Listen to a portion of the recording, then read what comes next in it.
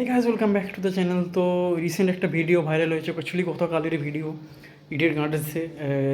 দেখা যাচ্ছে বিরাট কোহলি এবং গৌতম গম্ভীর দুই ভারতীয় ক্রিকেটের তারকা, যারা ট্রেন্ডিংয়ে ছিল। সবাই বলছিল ঝগড়া হয়েছিল, তারা অনেকক্ষণ ধরে কথাবার্তা বলেছে এবং সেই ভিডিওটা বহুত ভাইরাল হয়েছে, মানে বহুতই ভাইরাল। যারা দেখেছো কিনা জানি না, তারা সার্চ করে দেখতে পারো বিরাট কোহলি আর রোহিত শর্মার ভিডিওটা। বাট অ্যাকচুয়ালি আমার একটা চিনি অপেক্ষা মাচ ওয়েটেড ভিডিও। সবাই অপেক্ষা করছিল যে কবে তাদের একসাথে কথা হবে, কবে তারা আবার, মানে অ্যাকচুয়ালি তারা যদি ঠিকঠাকভাবে থাকে ভারতের ক্রিকেটেরই তারা ভবিষ্যৎ, তারা মেন্টর অ্যাজ এ ব্যাটসম্যান, একটা কোচ হিসেবেও তারা ভারতের ক্রিকেটে গাইড করতে পারবে। বাকি তো আজ ম্যাচ আছে আরসি ভার্সেস কেকেআর, সেটাও দেখা যাক কী হয়।